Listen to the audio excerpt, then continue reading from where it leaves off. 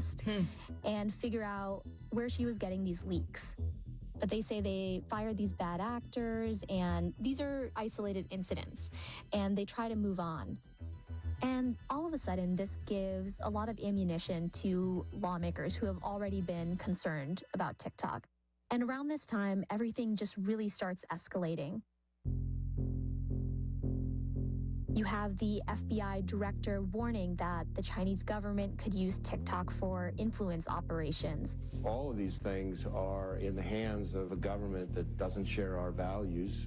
A growing list of states just starts banning TikTok on any devices that come from the government. Nebraska was first to do this in 2020, but now South Dakota, South Carolina, Texas, and Maryland all joining in just this week. And what's unique here is that this is really a bipartisan effort.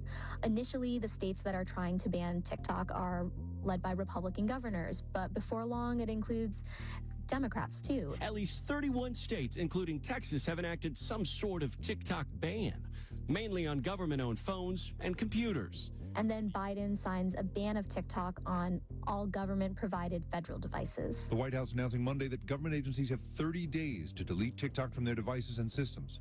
It's basically saying that it's a national security threat to have TikTok on a phone that the government gave you. And then around the same time, you have a bunch of different U.S. lawmakers who start to introduce bills that are designed to essentially ban TikTok nationally, even for the regular everyday users of TikTok. And TikTok is saying that all of these accusations are really unfair and that it's never turned over data to the Chinese government, that it's never manipulated what Americans are watching, to promote any Chinese government goals. And they really step up their efforts in Washington. They start meeting with lawmakers who have been critical of the app to defend themselves. And at the same time, they've been negotiating this plan with the Biden administration through this body that we talked about called CFIUS. They have submitted this plan to this group that basically details how they can continue to operate in the U.S. while addressing these national security concerns and remaining under Chinese ownership. And this plan is really detailed. It's 90 pages long. It describes how U.S. user data will be stored, how it will prevent access from employees in China. It says that there will be this special oversight and transparency around its content recommendation algorithms. And they're saying that they're going to spend billions of dollars on this plan, $1.5 billion initially, and then up to $1 billion annually after that. And then just last week, the news emerges that the Biden administration is actually pressuring the company's Chinese ownership to either sell or face a potential ban. And this time around, you have both Republicans and Democrats who are united in this effort against TikTok, which is really different from 2020. And there's even one interesting new bill that's gaining a lot of traction right now called the Restrict Act that could give more power to the Biden administration to potentially either ban or force a sale of the app.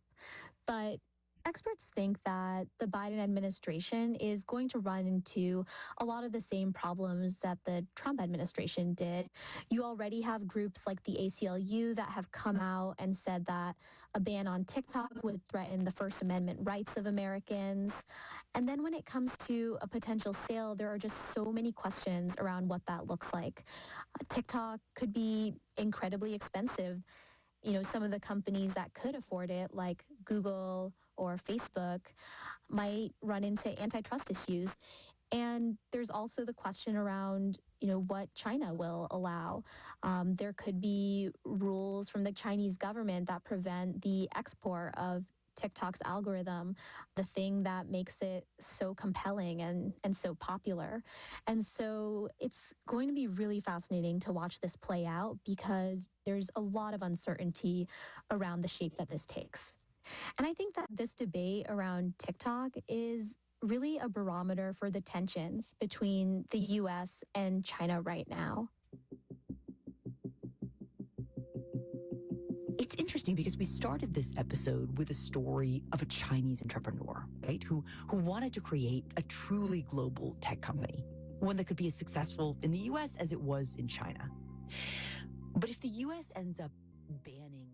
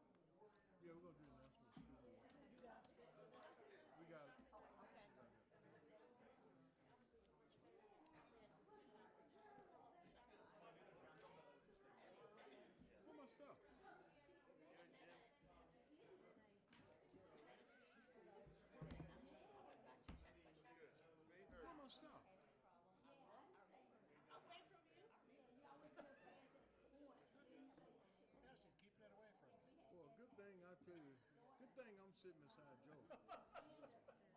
I really tell you something.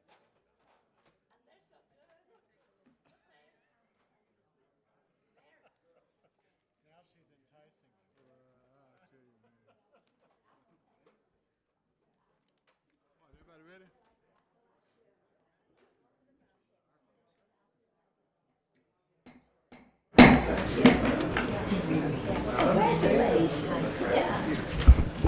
The 7 p.m. session of Roanoke City Council is called to order, and I'll ask our clerk, Ms. Susan McCord, to please call the roll.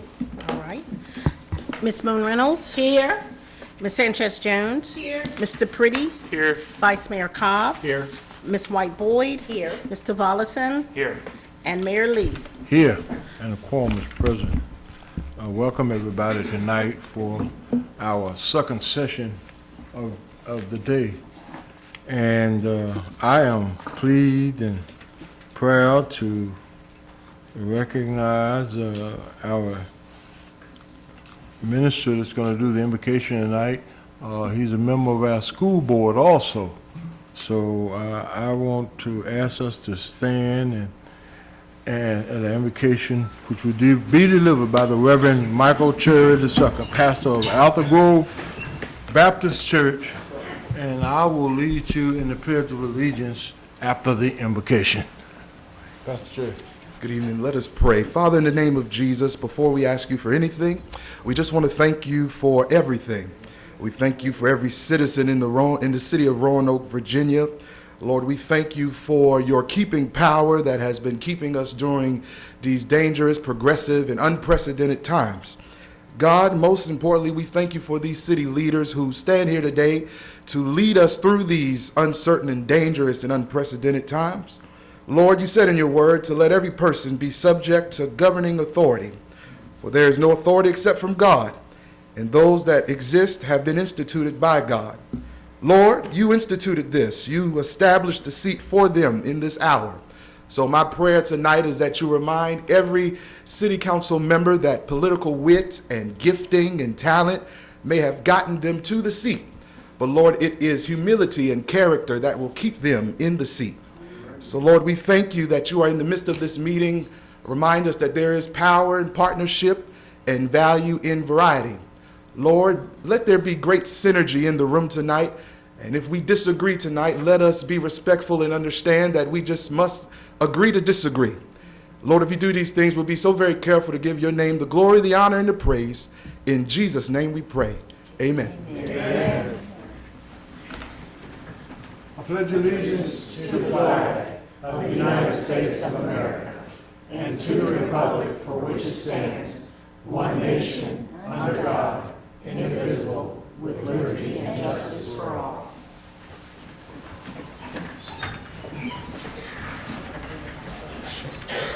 Thank you all, and thank you, Pastor Cherry.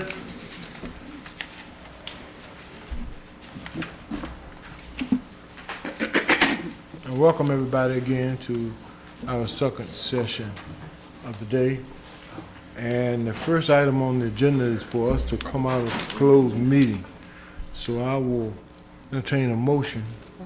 By any member. You got it. Mr. Vollison here, is it?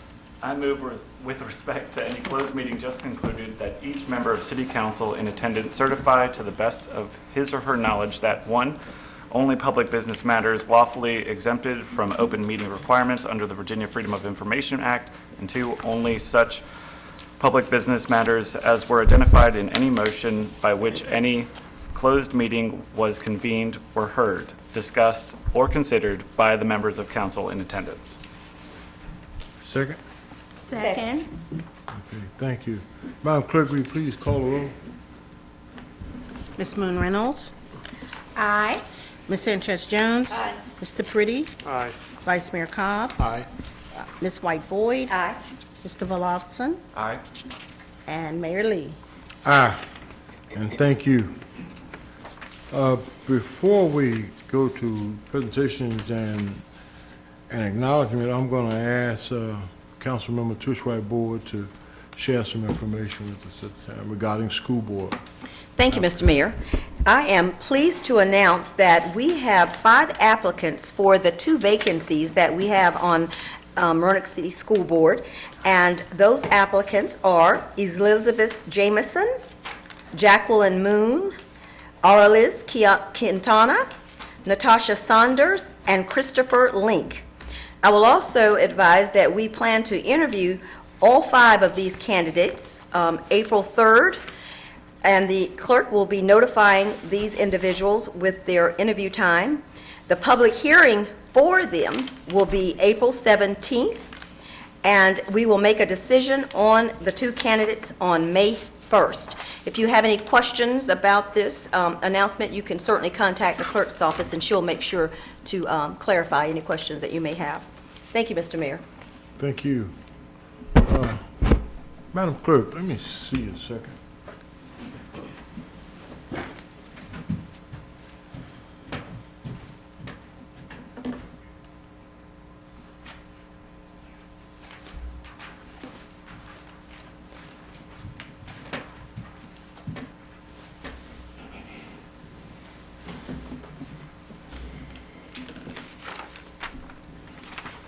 All right, we have a special resolution that we want to look at tonight, and I'll change our schedule of things on the agenda.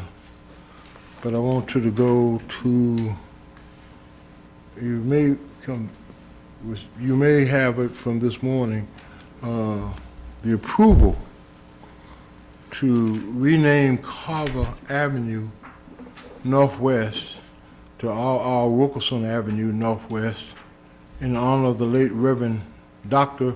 Raymond R. Wilkerson. All right, and so there is a resolution. Move the resolution. Second. I'll ask the clerk to read the title paragraph. A resolution designating and renaming Carver Avenue Northwest to R.R. Wilkinson Avenue Northwest in honor of Reverend Dr. R.R. Wilkinson. All right. We're now in the period of discussion, and I see some of the ministers and some of the friends that are here. Did anybody sign up, Madam Clerk, to speak on this item? Well, I have them mostly listed in the public hearing part of this session. Let's see.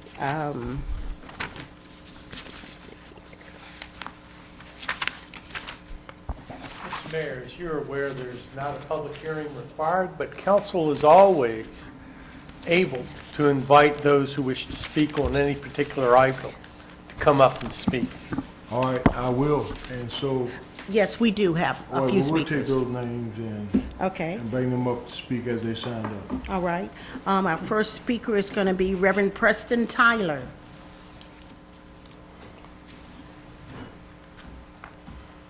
Come on up, Reverend Tyler. 1 minute. 1 minute for preaching. Okay. To Mayor Lee, to Vice Mayor Cobb, to City Council, we just, as the pastor of the Hill Street Baptist Church, we stand on the shoulders of Reverend R.R. Wilkerson and the work that he has done in this city, integrating Woolworth's lunch counter to the integration of Roanoke Memorial Hospital, and then removing the dump from Washington Park. And we just want to say thank you for the resolution of renaming Carver Avenue to R.R. Wilkerson Avenue. So we just want to say thank you from the Hill Street Baptist Church. Thank you. Thank you. And then we also have Darnell Wood.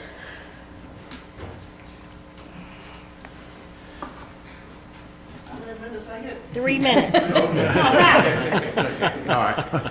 Well, first of all, thank you, City Manager Cowell, Mayor Lee, Vice Mayor Cobb, other members of City Council, and also I want to thank Wayne Leftwich. I'm sure he's still here. Wayne worked closely with myself and also Reverend Wilkinson's family. None of them live here in the city of Roanoke. As many of you all may know, and some of you may not know, I know there are some young faces. Luke Pretty is and Mr. Vol Olson are fairly young. I'm not saying the rest of you all are old now. But Washington Park is a neighborhood located in central Roanoke, Virginia. Initially developed in the 1920s as an early Roanoke suburb. Think about that. It borders neighborhoods of Round Hill on the north and Williams Road on the north and east, Gainsborough and Harrison on the south, and Melrose Rugby on the west. Its northern and eastern boundary is concurrent with Interstate 581, which many of you all know was constructed on the backs of a lot of homes being demolished in the northeast area. Taking its name from the park that lies at the corner of Orange Avenue and Burrow Street, Washington Park was developed between 1920 and 1960. The area where the park is now located was a landfill in the 1950s, but was subsequently capped, with the park being established in 1952, which has since been refurbished where the Lincoln Terrace Housing Project is, which was dating from 1952, is now known as the Villages of Lincoln. The Roanoke City landfill was placed in the middle of the black neighborhood. The trash dump became a scene of confrontation between city government and the black residents. At one point in 1963, the Reverend R.R. Wilkerson, then president of the city's NAACP, talked of organizing a baby carriage brigade of young mothers with carriages to block the entrance of the dump and prevent trash trucks from entering. Dr. Reverend Wilkerson fought for equal rights against racial injustice during the segregation of Roanoke, Virginia. Born on June 18, 1923, he became a pastor. He was called to Roanoke, Virginia in 1958 to pastor Hill Street Baptist Church for 33 years. As president of the Roanoke NAACP chapter during the Civil Rights Movement in 1959 and 1968, he became the instrument to change. In 1960, under his leadership, he would challenge segregation laws by leading a secret biracial committee to initiate integration in Roanoke, Virginia, strategically fighting to, integrate white-only lunch counters, department stores, schools, Victory Stadium, Roanoke, Virginia, and many others. He fought against job discrimination.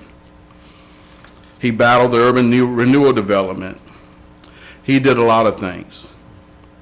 This only is part of his history and our Roanoke City's history. Reverend Dr. Raymond R. Wilkerson, as I stated, was born June 18, 1923. Here we are, 2023, almost 100 years to the date after his birth, and nearly 60 years after the dump was closed in Washington Park. He is finally being recognized for all the great things he did to make Roanoke better. I want to thank you again. This is long past due, and I want to thank you for making this happen. Thank you a lot. Thank you. Thank you.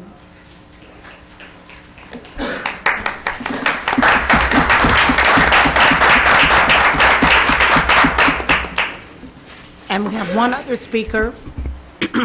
That is Reverend Woodrow Wilson, Jr. Walker. I'm so sorry.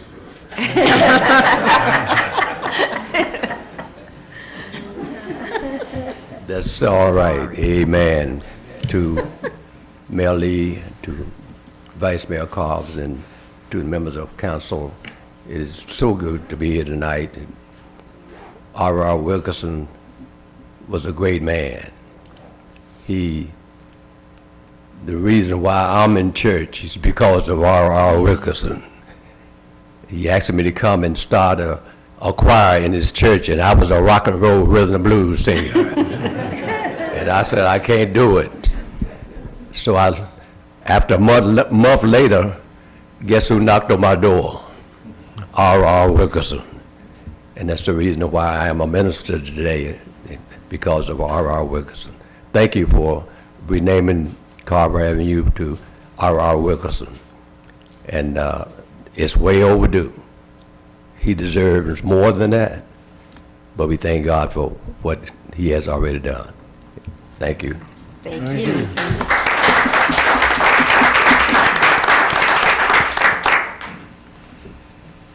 And that's it. That's it for this portion. Okay. All right, any discussion about members of council? All right, I'll go down and then I'll come back. I'll start with you, Ms. Truce-Wright.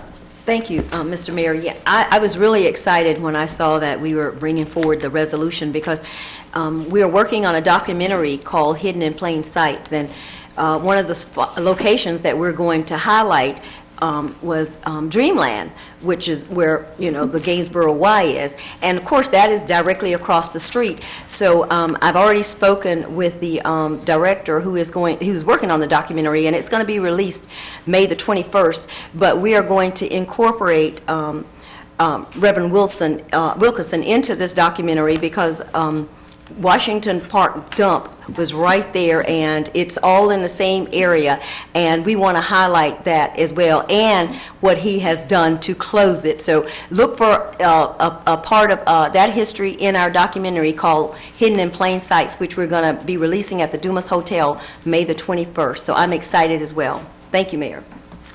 Thank you. Ms. Moon Reynolds. Thank you. I just want to thank Darnell and the Wilkerson family for advocating for the name change of Carver Avenue to R.R. Wilkerson, and to say that I believe it is most appropriate to rename Carver to R.R. Wilkerson, and that we look forward to a street dedication at a future date, which the city manager will be working with, I believe, the family as to when that date will be appropriate to have a ceremony. And so again, thank you, Darnell.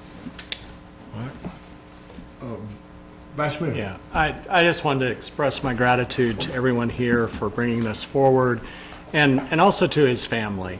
I know it's his grandson that has worked so hard to bring his story back to life, and if you visit the website rrwilkinson.org, it's full of information, lots of historic videos.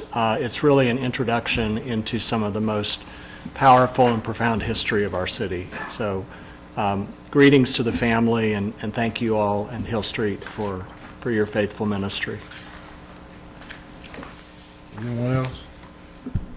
All right, well, let me say thank you also, all of the ministers and family members and everybody here coming up. This is a great man that did some tremendous things in our city, and I think it's always the appropriate time to recognize people who made a contribution and they contribute so much to this community. So it's an honor for us to be in a position to do that for a person that is so deserving. Mr. Mayor, if I may, just to follow up on something that Councilmember Moonrail said, so that folks in attendance and maybe watching know. So we will have, on a day that does not start when it's 22 degrees, we will have a time in the spring or summer where we'll actually have a dedication ceremony on site. That's when we'll change the street names out there as well, and we'll certainly coordinate with the family as we move toward that date. So thank you. Great. Thank you. All right. Okay, Madam Clerk, I believe we're ready to call the roll. Yes, sir. Ms. Moon Reynolds? Aye. Ms. Sanchez Jones? Aye. Mr. Pretty? Aye. Vice Mayor Cobb? Aye. Ms. White Boyd? Aye. Mr. Volleson? Aye. And Mayor Lee? Aye. And the resolution passes, so now I'm proud to recognize R.R. Wilkerson Avenue Northwest.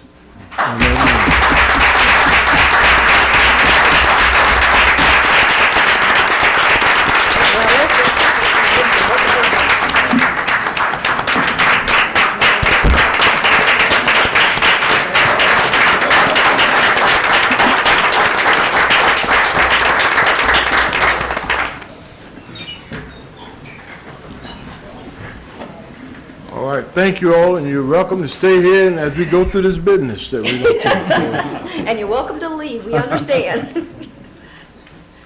All right, item number 15 now is the public hearing. At the request of Bedrock Church Roanoke Incorporated to rezone property located at 1030 Mecca Street Northeast from mixed-use district to institutional plan unit development district for a place of worship Mike Woolwine is the agent and the spokesperson. There is an ordinance. Move the ordinance. Second. All right. Madam Clerk, would you please read the title paragraph? An ordinance to rezone the property located at 1030 Mecca Street Northeast bearing official tax map number 7070115 from MX Mixed Use District to INPUD Institutional Plan Unit Development District, subject to the development plan, and dispensing with the second reading of this ordinance by title. Thank you. It must be noted that the City Planning Commission recommends approval on a 6-0 vote. And I want to recognize now Mr. Woolwine for any comments that he may have. Hi. Good evening, Mr. Mayor. Good Thank to you see for you. having us. Mr. Vice Mayor, thank you for having us. City Council, I'm not going to go into great detail. It's a church that Bedrock is fortunate to be growing, and they want to expand out the front of it, and there was we had a neighborhood meeting, and 3 or 4 present there, and everybody was in favor of the neighborhood meeting. So if you got any questions, I'll be glad to answer. Other than that, I won't belabor the All right, issue. thank you. We're going to open the public hearing. Is there anybody signed up to speak on this, Madam Clerk? No, sir. Okay. Since there are no citizens wishing to be heard on it, I'm going to close the public hearing and ask my colleagues on council, are there any comments? I just have a question. Yes, sir. How many members does the church have now? How many members does the church have now? Right. I will ask Mr. Hedrick, who's here with me.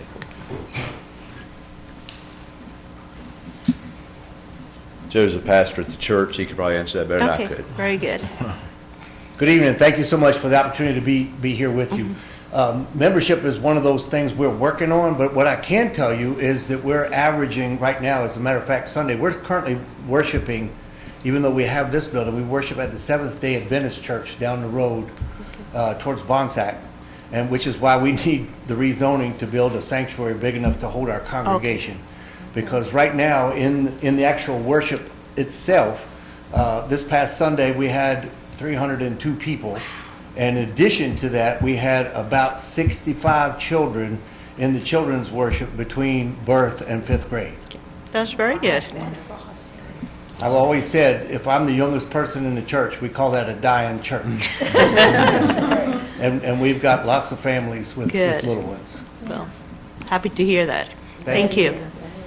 We didn't know you got a growing church. Babies. Lots of babies. Lots of babies. Any other comments? Thank you all. Madam Clerk, we're ready to call the roll. All right. Ms. Moon Reynolds? Aye. Ms. Sanchez Jones? Aye. Mr. Pretty? Aye. Vice Mayor Cobb? Aye. Ms. White Boyd? Aye. Mr. Volleson? Aye. And Mayor Lee? Aye. And the ordinance passes. Thank you, Michael. Thank you. And Pastor, thank you. Thank you. I wish you all the best. All right. Thank you, bud. All right, thank you. Thank you, Ms. Gray. All right, we're down now to item number 2, which is the request of OJP Reynolds, LLC, to repeal conditions proffered as part of a previous rezoning at 2522 Colonial Avenue Southwest.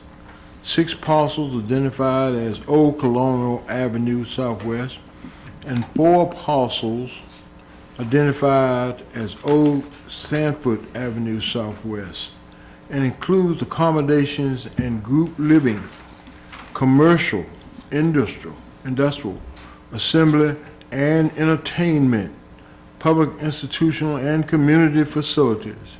Andrew Stover is the agent or spokesperson, and there is an ordinance. Move the ordinance. Second. All right, Madam Clerk, please read the title paragraph. An ordinance to repeal ordinance number 25303, adopted September 22nd, 1980, to the extent that it placed certain conditions on the property located at 2522 Colonial Avenue Southwest, being designated as official tax map numbers 1280407, 1280408, 1280409, 1280410, 1280411, 1280412, 1280413, 1280419, 1280420, 1280421, and 1280423, and dispensing with the second reading of this ordinance by title. Thank you. The City Planning Commission recommends approval on a 6-0 vote on this issue. And so at this time, I'm going to recognize Mr. Stover for any comments he wants to make or just answer questions. Thank you, Mayor Lee. I'll keep this short and sweet. My name's Andrew Stover. I don't believe I've had the occasion to meet any of y'all, so it's great to see y'all, and I hope to see you a lot in the future. I represent OJP Rentals, and we're applying to remove 4 proffered conditions that are associated with the development of what we all knew as the Roanoke restaurant. They have since discontinued their operations and no longer lease the premises. Oddly enough, one of those conditions back in 1980 was very specific to use as the Roanoke. So here we are today. We're trying to lease the space to a new tenant and move on and get someone up and running out of that property. Maybe a little too much information. We are working on combining those tax map parcels there, as well as closing the alley to clean that up a little bit. And so that's about all I have. I'll be happy to answer any questions anyone might have. All right, thank you. I'm going to open the public hearing. And Madam Clerk, has anybody signed up to speak on this matter? No one signed up. Okay. Since there's no citizens wishing to be heard, I'm going to close the public hearing, and I'll ask my colleagues on council if they have any questions or comments.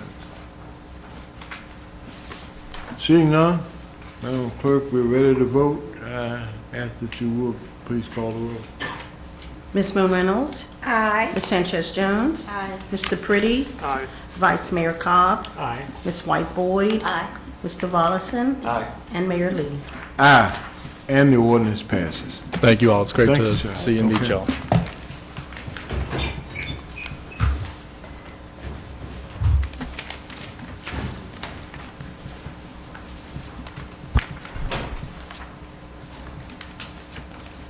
Item number 3 is a proposal of the City of Roanoke for preliminary authorization on the issuance of debt by the Economic Development Authority of the City of Roanoke. There's an ordinance. Move the ordinance. Second. Madam Clerk, please read the title paragraph. A resolution granting preliminary authorization to the City of Roanoke, Virginia to contract a general obligation indebtedness in the principal amount of not to exceed $10,500,000. Such general obligation indebtedness to be evidenced by a payment support agreement by and between the city and the Economic Development Authority of the City of Roanoke, Virginia. Thank you. I'm pleased at this time to recognize our City Attorney, Mr. Tim Spencer. Yes, Mr. Mayor, this is a situation that you'll see a little bit about how we change our operations. And it's a result of the newspaper changing how it handles advertisements. Previously, we could request a public hearing from council, reserve a spot at the paper, and actually have it appear, the public notice appear the very next day. That's when they operated out of Roanoke, their public notice advertising. Now they've centralized that. There's a kind lady in Lynchburg, and she coordinates the public hearing notices for, I believe it's 7 newspapers, all owned by the same people as Roanoke Times. As a result, we need to get that advertisement into her by noon 3 days prior to publication. which means I need to get it to the clerk's office by noon, 4 days prior to publication. As a result, we could not have, by the time council approved the public hearing, there wasn't sufficient time to advertise. So, make a long story short, I had an afternoon of access to our bond counsel to come up with a solution before our bond counsel flew off to Bora Bora. You cannot make this up. So in that afternoon, while she was in California awaiting her flight to Bora Bora, we came up with the solution that you have before you, which allows the city to go ahead and have a public hearing today, authorize the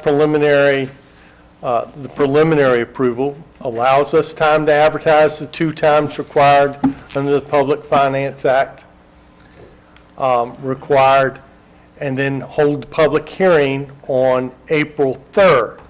However, of course, this is for the purchase of the Riverdale property, and that closing is scheduled to occur March 30th. What this allows us to do in the amendments you have in front of us is it allows the city to advance the money and then repay itself from the proceeds of those loans. You'll remember earlier today, David Rose talked about the 11 responses to the request for proposal and financing that we've received, and how we'll be able to do that. Little side story with some humor. When I told Mr. Darby about the situation, very quickly, he came and brought me a flag for Bora Bora as a result of coming up with a solution, and it is now currently sitting in my office proudly, and I appreciate him for that support. But this allows us to move this project forward in a timely manner. We have the cash, confirm that with the treasurer, and we can repay ourselves and make this work, adopting the 3 measures that you have in front of us. All right, thank you. Glad to answer any questions that you might have. All right. Madam Clerk, do we have any people signed up to speak? No, we do not. All right. So I'd open the public hearing, and there are no citizens wishing to be heard, so I'll close the public hearing and ask my colleagues at council if they have any comments. Mr. Pretty. Just thank you to Tim for your ingenuity and figuring out a solution to this so that this could all move forward. I reviewed all of them as much as I could, and I didn't find any issues. Wonderful, thank you. Thank you. You're so good. Any other comments by members of council? Hearing none, then Madam Clerk, please call the roll. Ms. Moon Reynolds? Aye. Ms. Sanchez Jones? Aye. Mr. Pretty? Aye. Vice Mayor Cobb? Aye. Ms. White Boyd? Aye. Mr. Volleson? Aye. And Mayor Lee. Aye, and the ordinance passes. Thank you, Mr. Spencer. All right. Item number 4. No. There are more measures, I think. I will move the ordinance. 3 measures on this one. There's 3 measures, 3 Mayor. measures? Yes, sir. The second? Yes. All right, I'm missing something there. All right. We got another ordinance. A resolution. I mean, an ordinance. I'm sorry, this is an ordinance. I moved the ordinance, and I'm sorry, Luke All right, well, seconded. let me get it straight now. Yeah. What is it that we're doing? It's an ordinance. It's an ordinance. Yes. Yes, Mr. Mayor, this is an ordinance amending the performance agreement. As a result of the change in the process, we do need to amend that. Okay. Those amendments are minor, but All right. they are important that they be made. All right, so we need to have an ordinance and need a second. Yes. All right. I think they made a Yeah, I moved the ordinance, and Councilmember Pretty seconded. All right, Madam Clerk, can you please read the title paragraph? Yes, sir. An ordinance authorizing the proper city officials to issue and execute an amendment number 1 to the performance agreement dated January 18th, 2023. among the City of Roanoke, Riverdale Southeast LLC, and the Economic Development Authority of the City of Roanoke, Virginia. Authorizing the city manager to take such actions and execute such documents as may be necessary to provide for the implementation, administration, and enforcement of such amendment number 1, and dispensing with the second reading of this ordinance by title. All right, is there any discussion among the council? All right, hearing none, Madam Clerk, can we vote? Yes, sir. Please. Ms. Moon Reynolds? Aye. Ms. Sanchez Jones? Aye. Mr. Pretty? Aye. Vice Mayor Cobb? Aye. Ms. White Boyd? Aye. Mr. Volleson? Aye. Mayor Lee? Aye, and the ordinance passes. All right, there's One more. One more. an ordinance. That's another ordinance. Second. All right. Madam Clerk, can you read the, Who can voted you read the, You did. And then I second. Okay, okay. can you read the title paragraph, please? Yes, sir. An ordinance appropriating funding from the issuance of debt for the Roanoke Economic Development Authority, amending and reordaining certain sections of the 2022-2023 capital projects fund appropriations, and dispensing with the second reading by title of this ordinance. All right, is there any discussion among members of council? Hearing none, Madam Clerk, please call the roll. Ms. Moon Reynolds? Aye. Ms. Sanchez Jones? Aye. Mr. Pretty? Aye. Ms. Vice Mayor Cobb? Aye. Ms. White Boyd? Aye. Mr. Volleson? Aye. And Mayor Lee? Aye, and the ordinance passes. Thank you. Now, Madam Clerk, my notes have us on item 16. Where are you? Where are you? There's number 4. There's a number 4, 15-4. Oh, there are too many papers up here.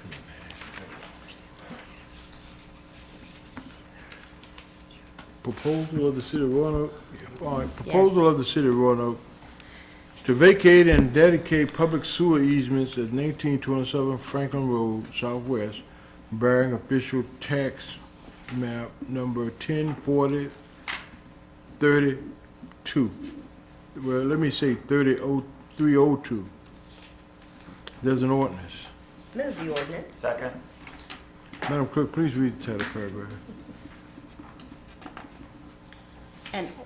An ordinance authorizing the city manager to execute the appropriate documents to convey a 20-foot sanitary easement across city-owned property bearing a Roanoke official tax map number 1040302, located at 1927 Franklin Road Southwest, to the Western Virginia Water Authority, and the vacation and release unto the city of an existing sanitary sewer easement held by the authority across the property at the request of the authority, and dispensing with the second reading of this ordinance by title.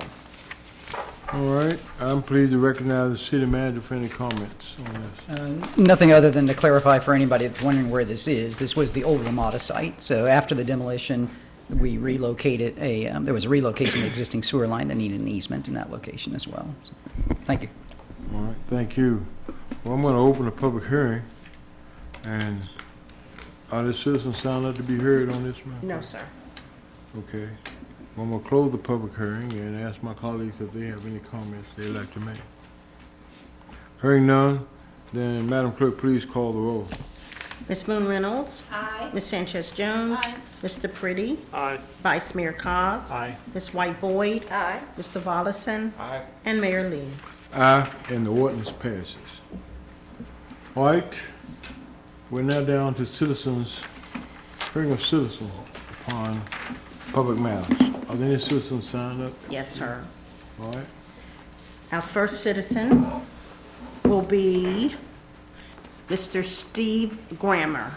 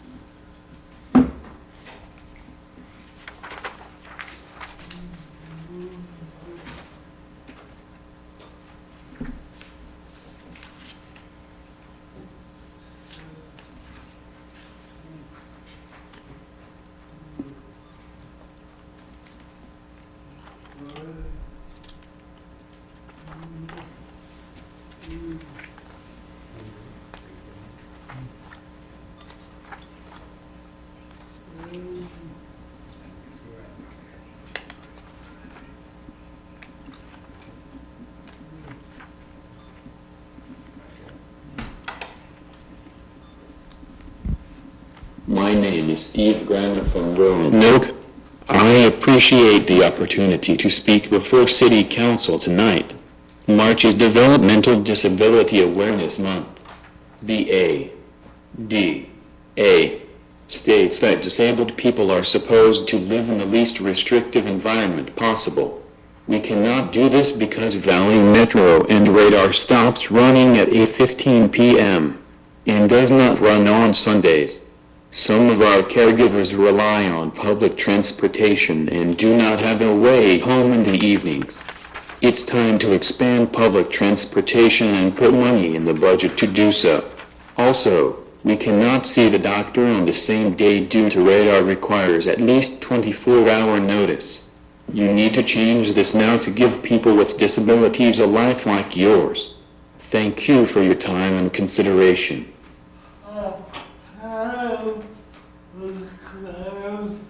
He has a question.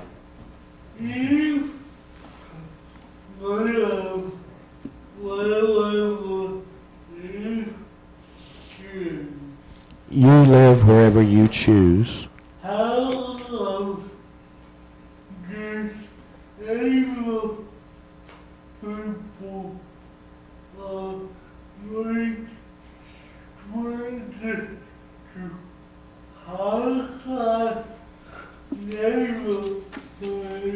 How come disabled people are restricted to high crime neighborhoods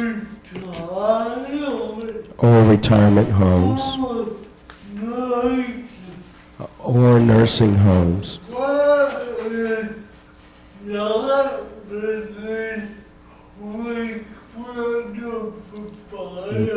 Those are not the least restrictive environment.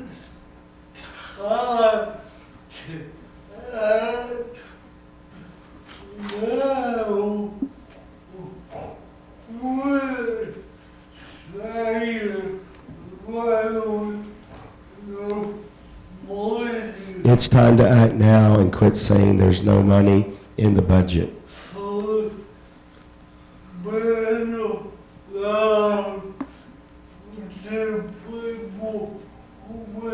For better lives for people with disabilities.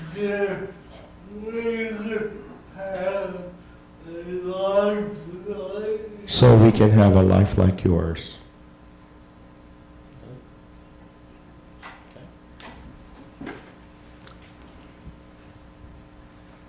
Thank you, Mr. Grammer. Thank you. Thank you. Thank you.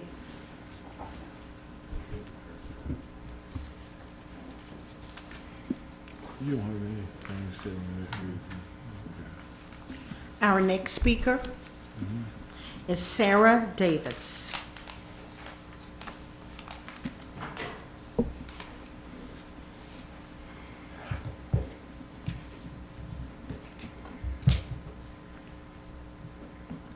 Good evening, Mr. Mayor, Mr. Vice Mayor, and members of council. I'd like to start off my remarks this evening by telling you about my friend Allie.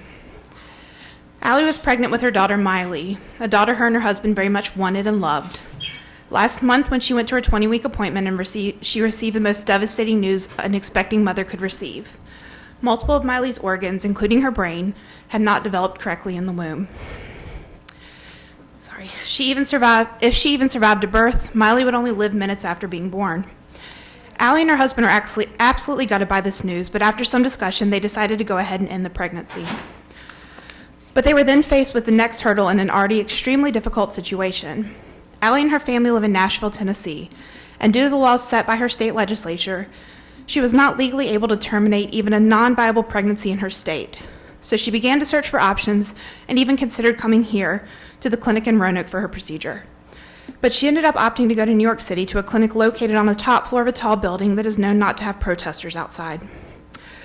To make this devastating turn of events even worse, when Allie arrived at the clinic in New York, they began the pre-procedure testing, and staff discovered that Miley no longer had a heartbeat.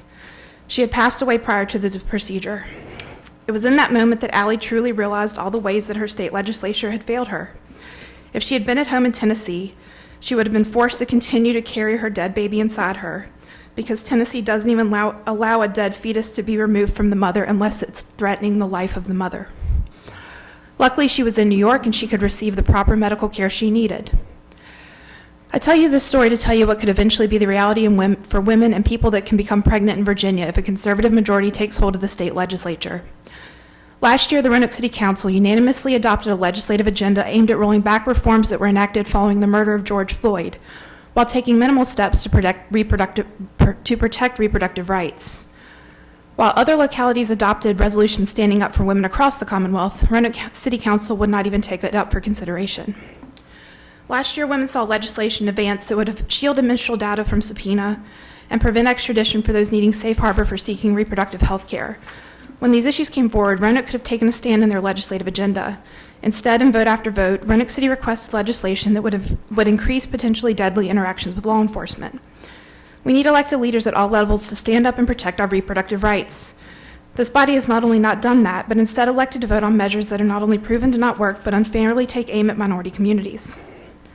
I strongly urge this council to refocus their priorities and efforts on the people whose rights are under attack: women, the LGBTQIA people, Black, Brown, and Asian people, and other minority communities.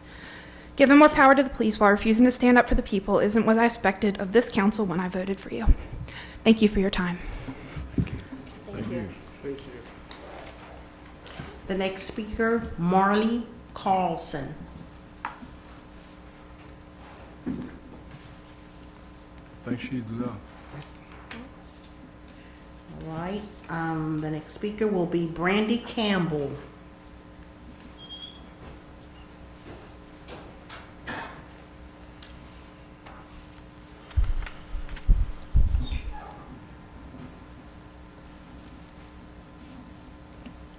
Good evening. Good evening. Hello. I'm here just to talk a little bit about violence in our city and from a perspective of a grieving person. My name is Brandy Campbell, and I'm here tonight to share my family story with the hopes of facilitating change in our community. My youngest brother, Nicholas, was murdered on June 15th, 2017. He had been recruited into a local violent gang, the Rollin' 30s, while he was a student at Patrick Henry High School, and ultimately he was murdered by his own gang. He was tasked to kill another teenager, and when he chose not to, they turned the guns on him and shot him as he ran for his life. The 4 men, 2 shooters, 1 getaway driver, and the leader of the gang have all been found guilty and are now serving their average sentence of 37 years in federal prison. Needless to say, my family is forever grieved by our loss, but we are trying to find our way in the world, especially now that the court proceedings are over. In my grief work, I've learned that although we all go through a grieving experience, violent death, specifically murder, has its own subcategory. It's further drilled down into solved and unsolved cases, and then you have to account for the court proceedings. We count ourselves blessed that we know what, when, where, how, and why, as many families never get those answers. But I dare to ask, do we really know how?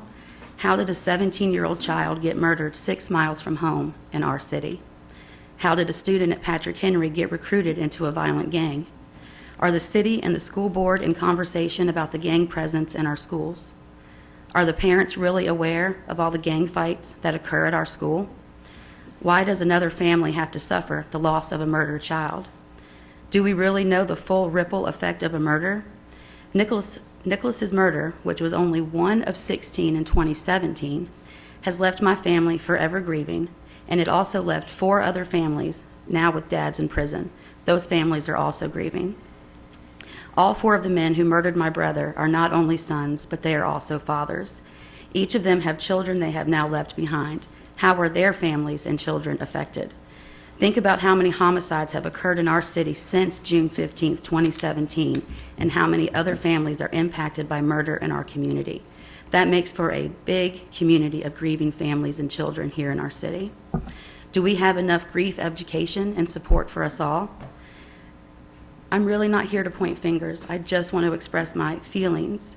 I'm not here proposing to know the answers to my questions or even have a solution.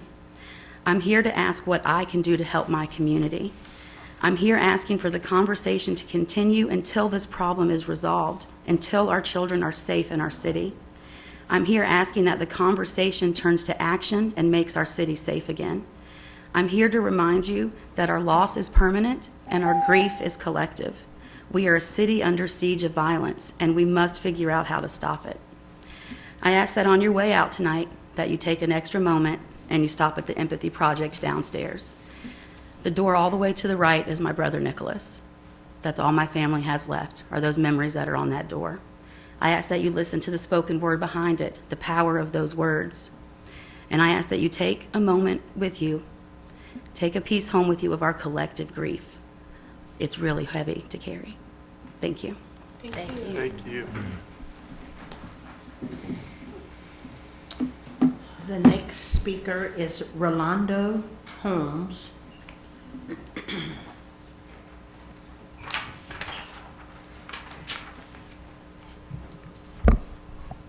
Good evening, everybody. My name is Rolando Holmes. I am the Director of Programs for the Foundry.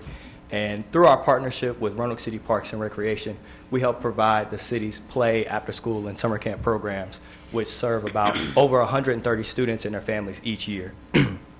The play program and its participants would like to thank Mayor Lee and Stephanie Moon Reynolds for attending our Black History Celebration event at the end of February, which was a huge success for our students.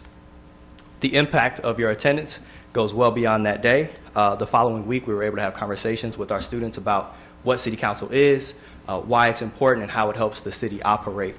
And the Foundry believes that every student deserves a chance to become a healthy, independent, and engaged citizen. And we know that the opportunity to not only discuss, but to see a real person in front of them come to their event helps them feel valued, helps them feel loved, and lays the foundation for their success as adults. And those opportunities are what make the partnership between Roanoke City Parks and Recreation and the Foundry valuable. And so we would like to also thank City Council as a whole for their continued support of the partnership between Roanoke City Parks and Recreation and the Foundry. And the play program students have made cards for you all that I would like to present. Oh, that's sweet. Mr. Mayor, can I say Yes, ma'am. something? Thank you. Thank you Thank for you your for time. that. I do have a question. When will you all be hosting any other programs such as what you all did at Eureka Center that the mayor and I had an opportunity to come to? Well, the Black History event is yearly. I don't think we have anything major planned. Because there was such talent there. Right. That's why I was asking. That I didn't think you needed to just hold it to Black history. Absolutely. But if there was other opportunities available for them to showcase their talents. Well, we absolutely will keep you guys informed about the upcoming events that we have, and we fully intend to come back bearing good news for you guys. Yeah, thank you. Thank you. Thank you.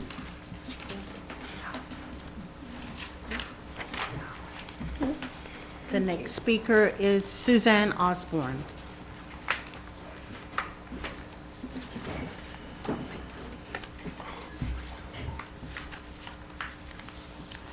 Good evening, Mayor, Vice Mayor Cobb, Council.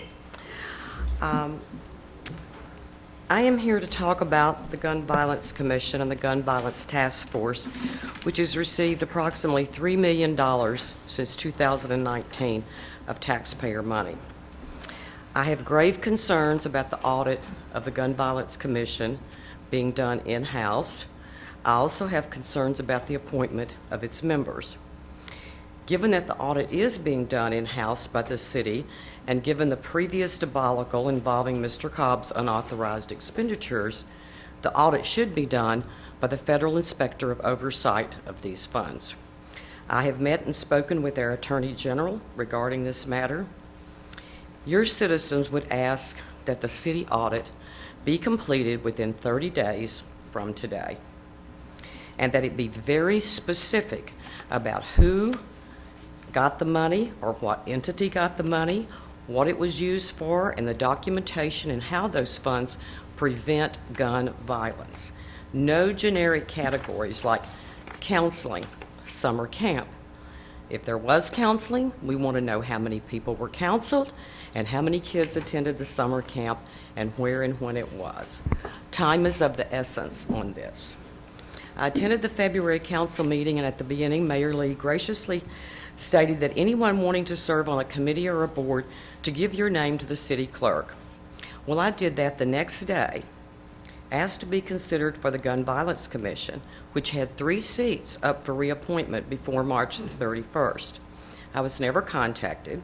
The same 3 people were reappointed. Almost half of the Gun Violence Commission members are not city residents. Therefore, they have no skin in the game. I would highly suggest that all members of the Gun Violence Commission be city residents and have a broad representation from all quadrants of the city. I found Rabbi Cohen's comments a few weeks ago at a city council regarding that you, the council, should have the Gun Violence Commission's back.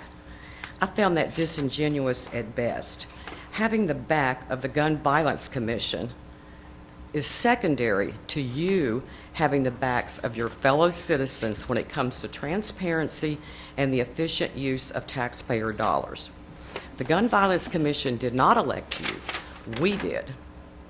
Why, after all this money and 4 years later, has there been no reduction in crime and violence? Well, let's look at where some of the money was allocated. $200,000 to Korean to fund a violent injury and recovery program.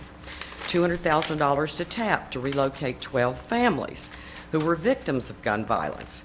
That's great for those 12 families, but what about the dozens who are still there in harm's way? Another $40,000 to TAP, who, by the way, one of the commission members works for staff. This $40,000 was for staffing and training for Master Karu mindfulness certification and the development of 18 gun violence events at Eureka Park. Why just Eureka Park? And what were the events? Did the crime go down in that area? Where's the data to indicate this money is being well spent?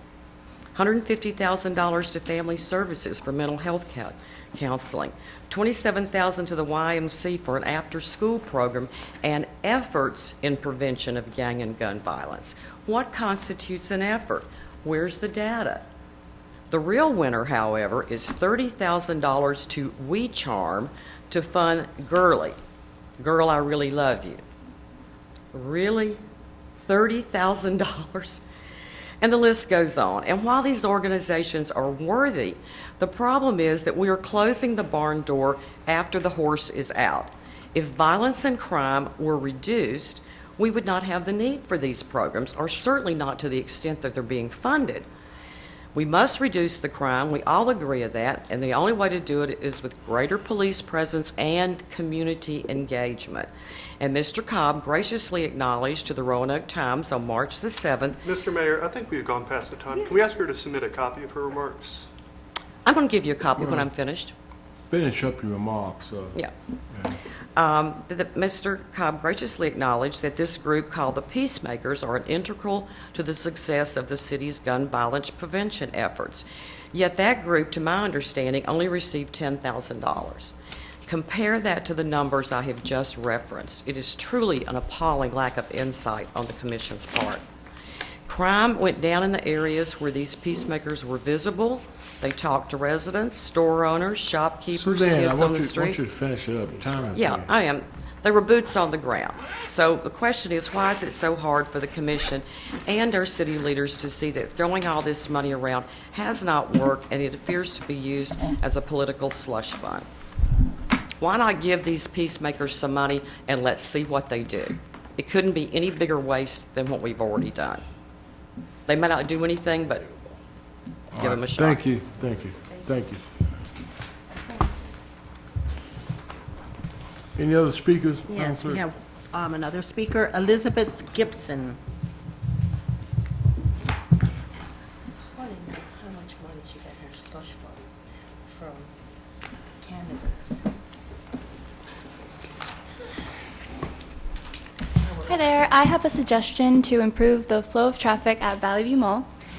So basically, right across the street from Huff Lane Park, in between, there's like a Chick-fil-A and a Smoky Bones. There's a three-way intersection, and one lane of traffic has the right-of-way, and they don't have to stop. And then there's 2 lanes of traffic that have stop signs, and they do have to stop. But a lot of people don't know how to use this intersection. I sat here for like 30 minutes today, and I just watched it, and there were 24 people who stopped when they had the right-of-way in 30 minutes, and then there were 14 people who ran stop signs in 30 minutes. And then there were 6 times where the person who had the right-of-way went after a person at a stop sign for whatever reason. So that's over 40 instances of people misusing this intersection in 30 minutes. So I thought that was crazy. And so I went to Towers where they have signs. So basically at Towers, for the lane of traffic with the right-of-way, there's a sign that says, please proceed, do not stop. And then for the 2 lanes that need to stop, there's a stop sign, and then it says, incoming traffic does not stop. So I sat there for 30 minutes, and it had a similar flow of traffic, like a similar volume. And I saw that there were way less, like it just seemed like people knew how to use it better. And there were 11 people who stopped when they had the right-of-way in 30 minutes, 8 people who ran the stop sign, and then there were actually 11 instances where the person who had the right-of-way went after the person with the stop sign, and I think that's because at Towers, there's a lot of parking, like it's basically a whole big parking lot, so people couldn't see all of the incoming traffic. So at Valley View, where there's even more visibility, I think this would be even more effective. So I think that would be a great idea to implement that there, and it would just be 3 signs. And is that private property? It is. Both of those locations, I think, that were referenced are on the private property. But we certainly would be happy to forward the ideas and the thoughts forward to them. So, yeah. I think it's a good idea. Yeah. Okay, thank you. To help to stop those little mishaps. And I would also like to give a shout out to my peer support group for those who identify as she or they between the ages of 18 and 25. You can find us on Instagram at Roanoke Ferries. Thank you. You got it. Oh, wait. Hold on a minute, man. Do we got questions? What was the first intersection you referenced? Valley View Mall, it's like Valley View Boulevard across from Huff Lane Park, in between a Chick-fil-A and a Smoky Bones, going onto Ring Road. Coming in, 2 lanes coming in, one of those. Yeah, well, the people coming Go around off the ring. are supposed to continue, but sometimes they don't. Some people stop. Yeah, they stop when they're not supposed to. It's very annoying. Yeah, we do. You do, because you don't know who's going this way. Yeah. I have a question. What is your professional background? Are you studying to do something? Are you a traffic engineer? No, this is just something that I've just noticed for a while, but I'm a business administration student at Virginia Western, and that's what I do. And I also run my peer support group. Okay, well, thank you for bringing this to our attention. Thank you. And at Christmas is worse.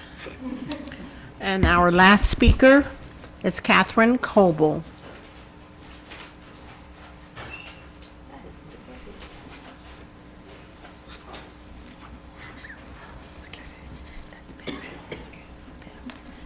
Hello. I'm speaking on the Gun Violence Commission, and one thing I want to start out with is that I want my remarks to be positive. So positive that I'm even going to be positive about negativity.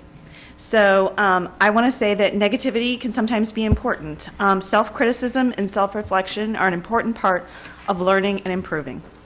But sometimes negativity can become an overwhelming and more of a hindrance than a help. I personally experience this all the time. I can get down on myself and negative, and I sort of spiral out in a process of just like not doing anything because I'm so negative about my ideas or what I'm trying to do.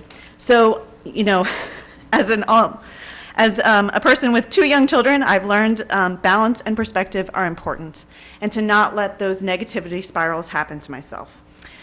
So I want to provide my broad perspective on the work of the Gun Violence Commission and my appreciation for the commissioners who are volunteering their time to engage on a hard and depressing topic, a topic that is at times in my life, engaging with it has left me at the point of really not being able, it is so hard that it leaves me not able to engage because the emotion and the pain of it is so overwhelming.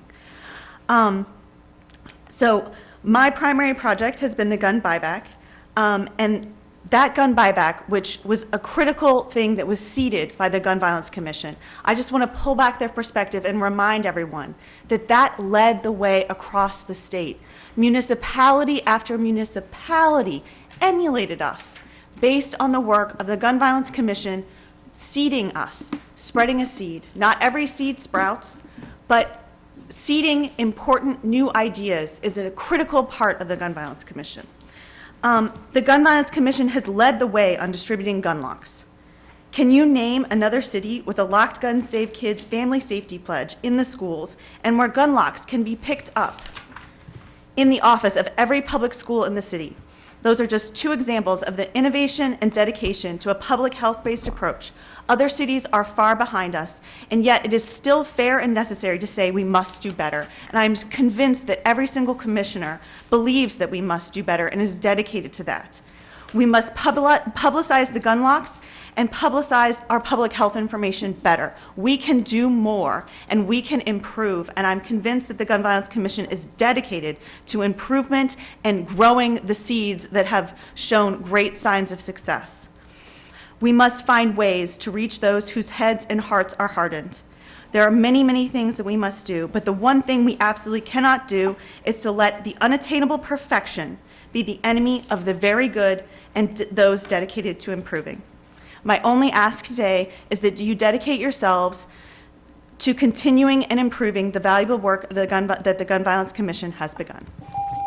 Perfect. Thank you very much. Thank you. Mr. Mayor, Mr. Mayor. Yes, sir. If I might, no less than 5 other localities did call our office requesting the measures that our office prepared to allow the gun buyback program. The city has led the way in that way. So I thought council might just want to know that. Okay. Thank you. That concludes the speakers? Yes, that concludes all the speakers. Okay. All right.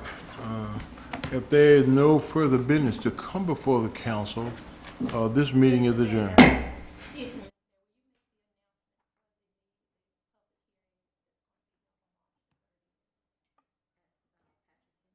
Going to be. Come back. Thank you. Wait a minute, we got a lot of conversations going at the same time. Do I have the floor? Yes, you do. Okay, I want to make sure. There will be another public hearing on the juvenile curfew issue will be held at Patrick Henry High School on September 30th. March. I'm thinking about March 30th at Patrick Henry High School at 6 o'clock p.m. So I'm hoping that everybody that did not attend the meeting over at William Fleming will come to Patrick Henry on Thursday,